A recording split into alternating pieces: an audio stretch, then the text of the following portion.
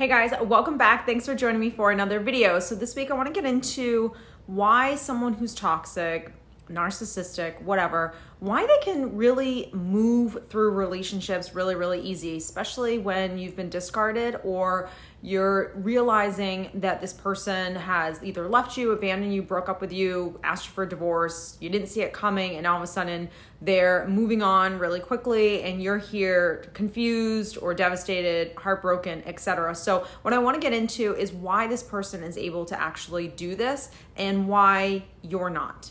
Before I do get into this week's video, if you have not subscribed to this channel, don't forget to click subscribe down below and click on post notifications. I always link all of my courses, services, ebooks, social media, things like that down below. I will link my Instagram here if you want to go check me out there as well. But let's get into this week's video. So let's get straight into it. Number one, this person has an inability to love, and I want you to really understand what this means. So this person didn't see you and see all the great qualities and value and respect you and want to grow with you. So they didn't come into this relationship for all of that. They essentially saw you as an object, as supply, as something that you could give them. So they didn't start this relationship off with wanting to be a grown-up in a relationship. So now in all relationships, and unfortunately most people don't actually have these relationships outside of just like a narcissistically abusive relationship. Most relationships are not like this. Most people are not dying to link up with someone to then have that person expose their own wounds and emotional traumas and triggers and insecurities or whatever that's going on inside of them that they need to deal with, and they're not looking to work out their own stuff on their own and come together and compromise and work on a relationship to make it what you both want it to be. So I always say, if both of you have the same values and beliefs and you both want the same things and there's physical attraction there, there's no reason why a relationship can't work. Relationships that don't work are the relationships where one or two people are not willing to look at their own traumas, their own wounds, and take responsibility for what they're not contributing to the relationship that's causing them to not have the amazing relationship that they're actually searching for. So most people don't really go in and do that kind of work. So you have to also remember, when you're dealing with someone who is emotionally abusive, unhealthy, toxic, narcissistic, whatever, they don't have a good tape of what love is supposed to be. You know, what does healthy love look like? What does being healthy myself look like? So if you're dealing with someone who's narcissistic, they have an inability to love. Love to them, their definition of love is not what it means to you. So you're probably very loyal and you are ready to work on the relationship and probably blaming yourself for everything right now and really probably are very hard on yourself. And so you want to fix things. You don't want to give up. And so this person is going to give up very easily because they're not getting their way and they're trying all these different avenues in order to get what they want out of you, when what they're looking for out of you are unhealthy things. It's basically supply. It's basically validation. It's basically, what can you give me that'll make me feel good about myself, versus knowing how to actually do all that stuff by yourself. Again, most people in the world don't know how to fill themselves up. They don't know how to love themselves. They don't know how to be healthy themselves so they can then have healthy relationships. So the second reason why someone can walk away very easily is because there's no vulnerability or intimacy in this relationship. There's no really exposing yourself. So when we talked about earlier that inability to want to grow together and explore my traumas, my past, my wounds, my ego, my wounded self, my inner child, like not wanting to explore all of that that's going on inside of me that keeps me stuck, that keeps me being defensive or passive aggressive or using these emotionally abusive tactics on you, being able to not even accept or take responsibility for the fact that I'm doing that, not even an ability to even acknowledge that, then take responsibility for it, means that I'm not ready to let you in. I don't want you to see this. You know, when you're dealing with someone who's narcissistic, depending on the type of personality of this person, there's such an insecurity, there's such a hole inside of this person, and they so don't feel good enough, and I can't stress that enough, that they don't want anyone to see who they are. all their whole entire tape is, I'm better than everyone else, I'm perfect, I'm the smartest, I'm the best, my family's the best.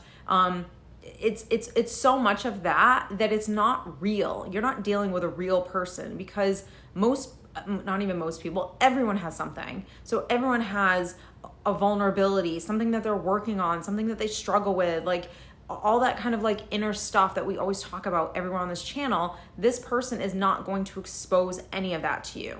They don't really want anyone to see them. And so if I can't be open with you and give you that kind of intimacy, then there's no reason for me to stay. When you really have that great connection with someone and you can fully be yourself around this person, and you're vulnerable with them, you're intimate with them, they know everything about you, and you're comfortable in your own skin around this person, those are the relationships you don't want to leave. You don't want to lose that in a person and lose that relationship. So you want to work harder. So perhaps you were yourself in this relationship and you were vulnerable and you were not fearing intimacy, but this person was not giving you that same level of real relationship. Remember, their deep, deep tape is that if I expose myself and I show you who I am, I fear you leaving me. And that's why I put up these facades. That's why I'm extremely insecure. And that's why I pretend like everything's okay and I don't know how to feel, because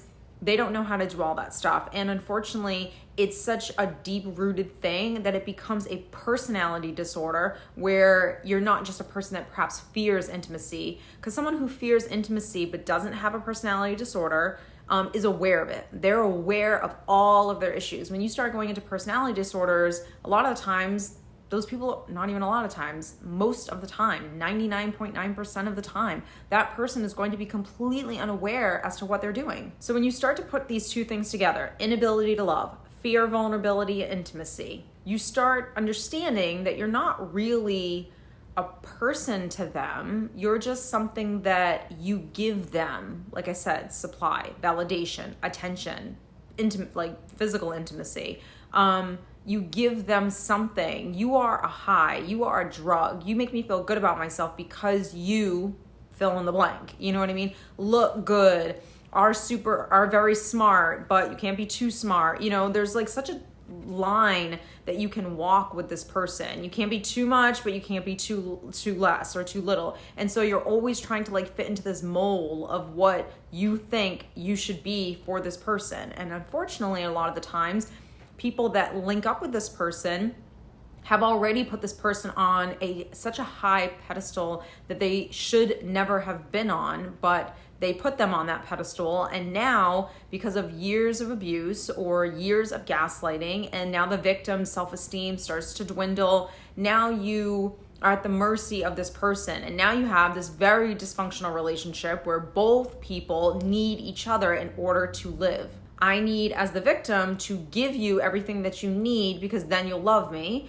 And for the abuser, I need to take everything that you can get so I can feel good about myself and then I love you. So you can see how dysfunctional this relationship actually is. So when you're dealing with someone who's unhealthy and this is the way they operate in relationships, it's easy to walk away because there's nothing that's holding me to you, because everything that was holding me to you was superficial, was supply, was something that I can find somewhere else. There's no real meaning to this relationship, because remember, you don't have a deep connection with this person, because maybe you did, but they didn't. You thought they did, and you perhaps even projected that.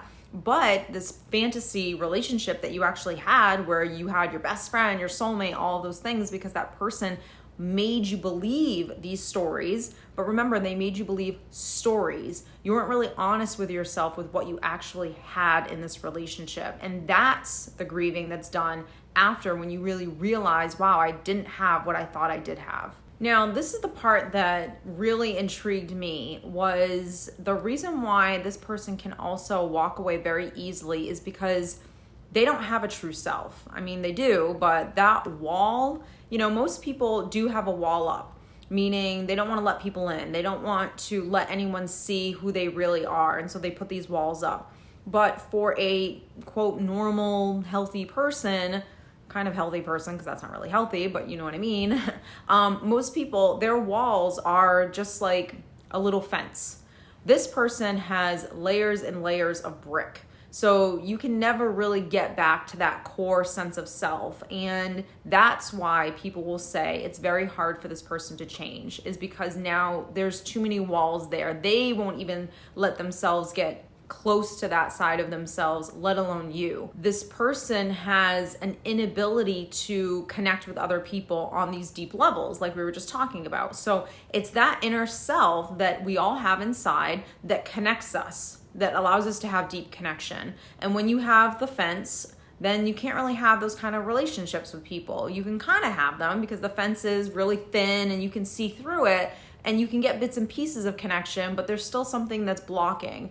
When you're dealing with this type of personality, there's fence after brick fence, and you're never getting to the core of the person. So in order for this person to connect with you, they have to fit a mold of what they think you want them to be. And this is where we talk about the masks, the many masks that this person wears, or the different characters that they play, because they don't know who they are. And I have 100% seen this in dysfunctional people where you can just tell. And if you're a very sensitive, in tuned, empathetic type of a person, or just very intuitive, you can sense these things. You can sense when someone's very real and authentic versus when someone doesn't really know who they are and is masking it. And these people do have an inability to really be themselves because they don't know what that actually is. So they're constantly just playing characters. They're constantly just pretending to be this person. And you're not going to have, again, a deep connection with this person, which means there's no reason for me to stay because I don't have anything here. You're just, this chair over here, this pumpkin right here to me, like you're nothing to me. You're just giving me something. You're a drug. And if the drug's not working, I'm going to go get some more. I'm going to get something different that's going to make me feel better. So something that's really important to remember when you're dealing with narcissism is these people did not have secure attachments growing up. So they didn't have relationships with people that were healthy. They were most likely raised by one or two narcissistic parents. And this was just taught to them. It was taught to them either through enabling or it was taught to them through complete and utter neglect. And it became almost like a coping way to handle those such shameful feelings that they felt as a child of not being good enough.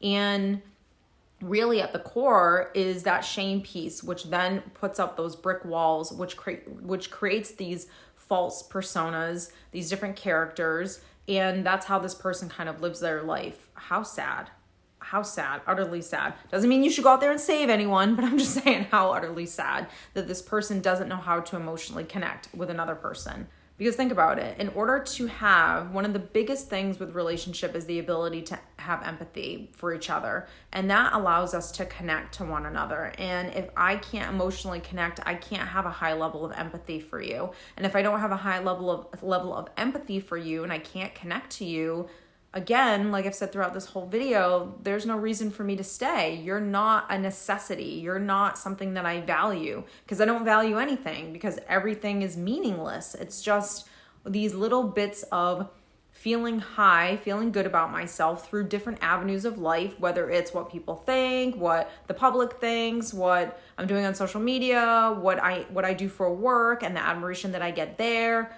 et cetera, et cetera, et cetera. The children that I'm raising and how well they are and how beautiful they are and how my house looks like this, or all of those types of things amongst many, many more.